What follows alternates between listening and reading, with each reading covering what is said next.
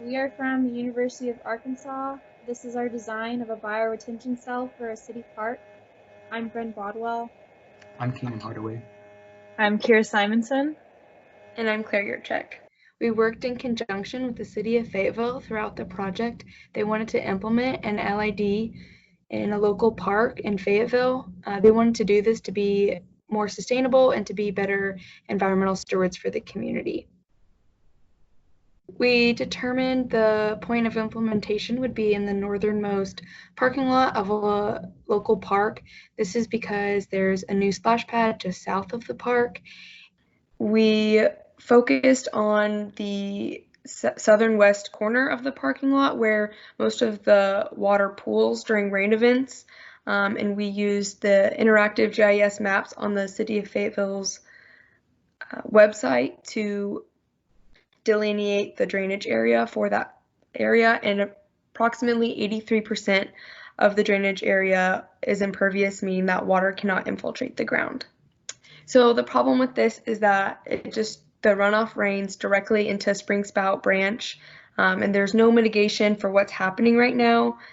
And so pollutants and oils and excessive flooding can occur to the stream. And so our goal for the bioretention cell is to reduce the runoff and pollutants by 60%.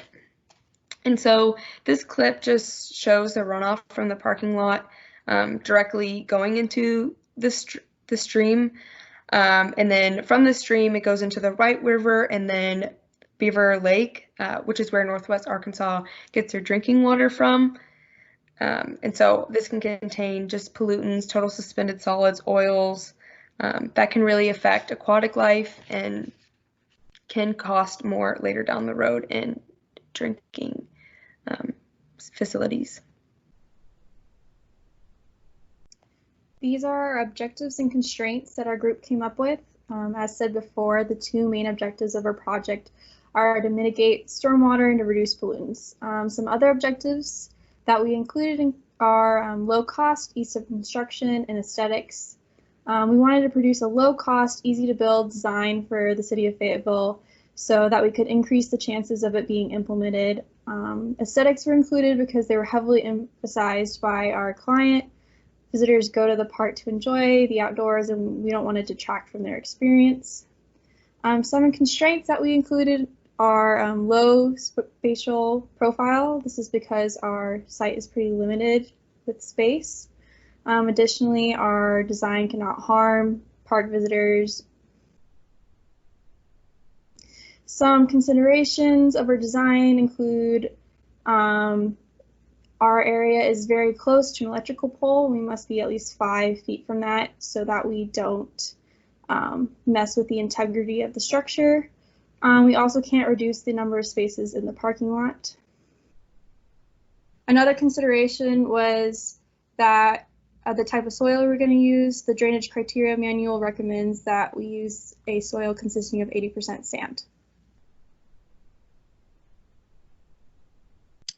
So one of the biggest engineering analysis that we performed in order to inform our engineering design was infiltration testing. We followed the procedure outlined by the City of Fayetteville Drainage Criteria Manual, and this testing was done to ensure that the soil previously existing at the site, so what's there now, is going to drain effectively enough for the installation of a bioretention cell.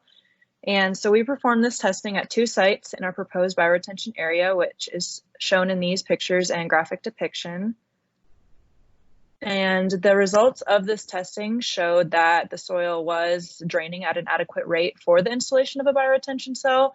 The minimum rate that is required as outlined by the City of Fayetteville Drainage Criteria Manual is 1 inch per hour, and our testing indicated that the 2 rates were 3.5 inches per hour and just over 9 inches per hour. So that indicates that this site is optimal for the installation of an LID structure.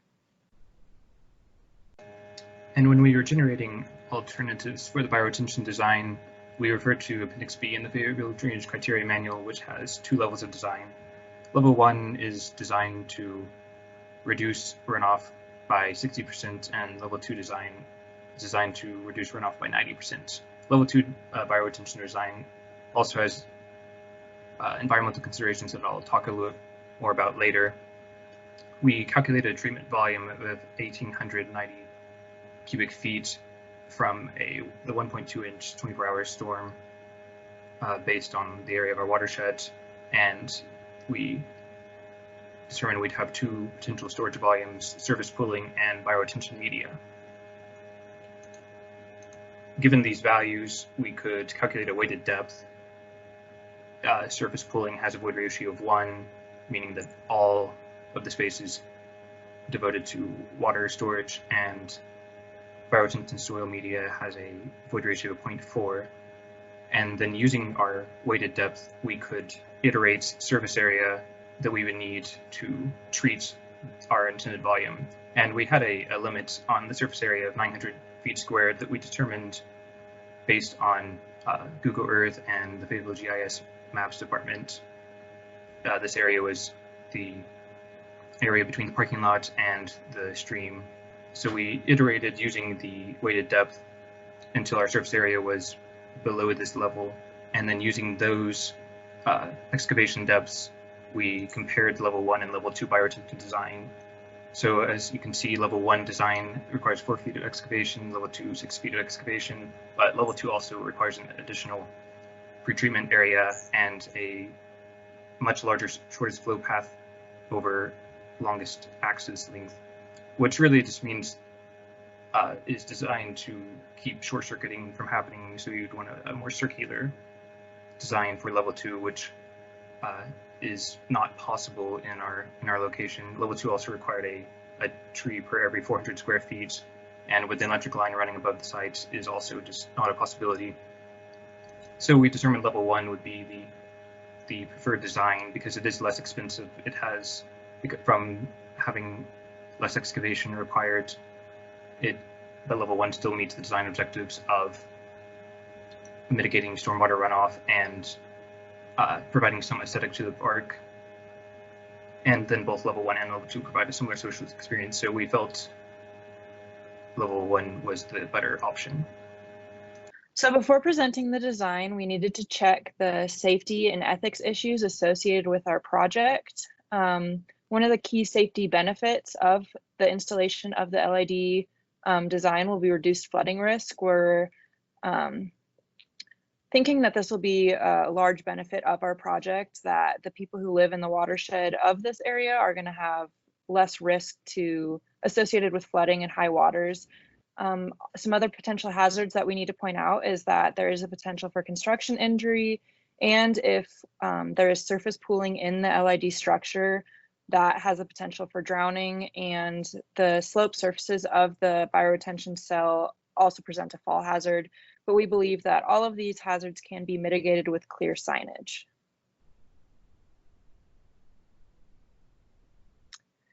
And then we also wanted to perform an ethics check just to kind of be good engineers and make sure that whatever we were proposing is meeting both safety and ethical standards. But we found that there were no major negative ethical impacts of our proposed project. But some key benefits that we wanted to point out is that there will be an increased quality of life for park visitors. And we believe this will be true because there will be an increased potential for biodiversity and wildlife attracted to this area because of our installation and just the native plants and what that will attract. And this recreational wildlife watching will potentially have the ability to impact mental health and longevity positively. And we found this from a study. So we're just really hoping that our installation will be a good focal point for the community for outreach and education surrounding green infrastructure and just being good members of society and good to our environment. This slide shows the plan view of our design. As you can see, there is a neck adjacent to the parking lot that leads into a circular pooling area, and that leads into the natural outflow that already exists. The total area of our design is approximately 870 square feet. We've also included a pre-treatment area in the areas, pre-treatment area around the areas we think water will flow in and out of our bioretention pond. This will hopefully decrease the amount of trash entering the pond and also decrease the amount of erosion in and out of the pond. It will be made up of 4 to 8 inch rocks. This is the profile view of our design. There is a 1 foot ponding area above a 3 foot engineered soil layer. The soil will be made up of soil mixture A, which is defined in the drainage criteria manual. This is just made up of mostly by sand with the addition of compost and natural soil as well. The sides will have a 3-to-1 slope, which is also included in the drainage criteria manual.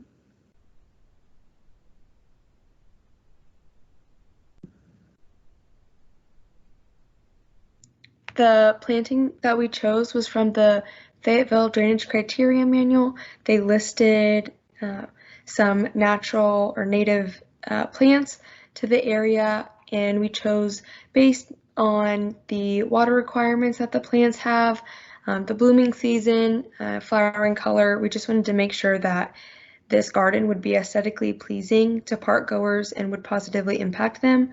But vegetation is also important in the aspect that the roots create macropores within the soil to help with infiltration of water, and plants can also take up pollutants in their roots as well. So. One of the final steps of our design was an economic analysis. Most of the items were calculated from a project that we received from the city of Fayetteville. Other estimates were from outside sources, which are listed below the table. We calculated the capital cost to be $7,589 and the annual maintenance cost to be $104. So just a quick summary of the expected benefits of our proposed LID structure is that stormwater will be mitigated. There will be a 60% runoff reduction credit for the park if the level 1 bioretention pond is implemented. Stormwater infiltration will be promoted. There will be increased biodiversity, which will help wildlife and just create an educational opportunity for those visiting the park. There will be reduced flooding risk. And due to the reduction of flooding and runoff, there will be a reduction of pollutants entering the stream, which is overall just great for the environment and surrounding community. And then a couple of implementation notes that we wanted to make sure to touch on for the city if they were to go through with our project is that the soil infiltration capacity will need to be confirmed at the final proposed depth of the bioretention cell. Our testing was only done up to 24 inches, so the actual bioretention cell will be deeper than that, and it just needs to be confirmed that the soil can handle the installation of a bioretention cell.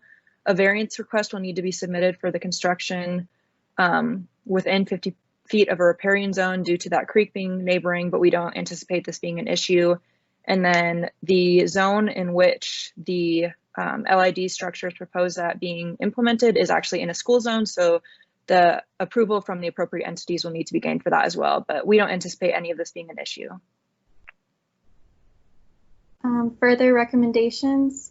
Our design only treats one of the 4 outlets in the parking lot, so we would suggest that LID implementation would be looked into for those other 3 outlets, especially the one in the southwest corner, because we really think that one is a viable option for LID implementation. Also, we would recommend that the city really take advantage of this project as an educational tool and include a informational poster so that visitors can learn more about LIDs and green infrastructure and how they affect the environment. These are our acknowledgements.